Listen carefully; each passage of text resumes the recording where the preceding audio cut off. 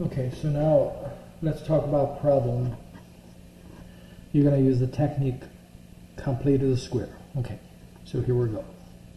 So the problem is like integral dx over square root of 8x minus x squared. Okay, so that's a problem here. And when we solve the integral problems, most of us would like to give a try the substitution method. So if we start with the substitution, so if I set u equals 8x minus x squared, okay, and then du gonna be 8 minus 2x on dx, okay, and you can see that it is impossible to substitute our integral in terms of u only, because this part is okay to work on. That's the square root of u, but there's no way you can substitute a dx with u and du. Okay, it's complicated, if possible. Okay, so what should we do? So the u substitution does not work. Okay, does not work. So for here, if we look at the structure of this integral,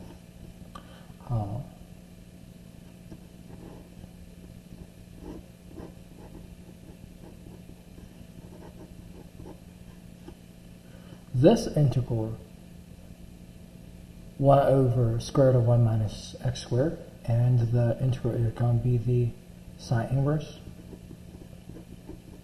plus c. Okay.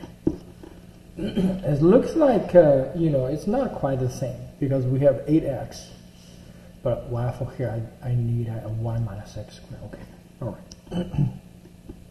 Now, if I write a upgraded version based on this, which is 1 over square root of a squared minus x squared dx, it turns out that, excuse me, this integral is sine inverse x over a plus constancy. Okay.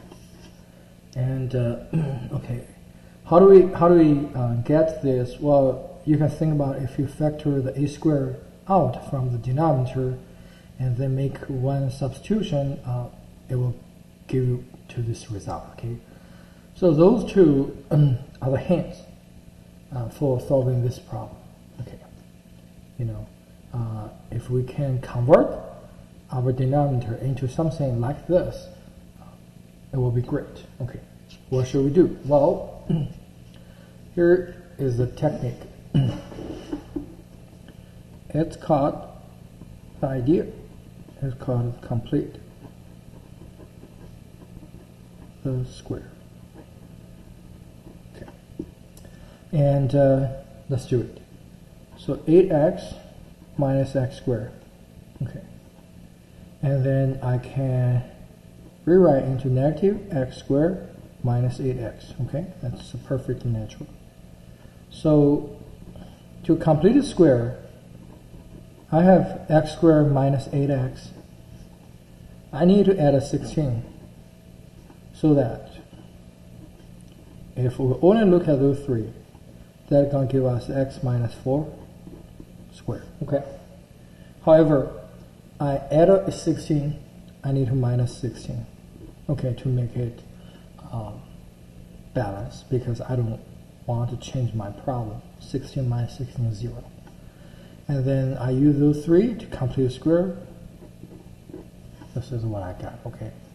And then I can reorganize this into 16 minus x minus 4 squared, and 16, which is 4 squared minus x minus 4 squared. Okay, so you can see that after I apply the complete square method, the original 8x minus x squared becomes 4 squared minus x minus 4 squared.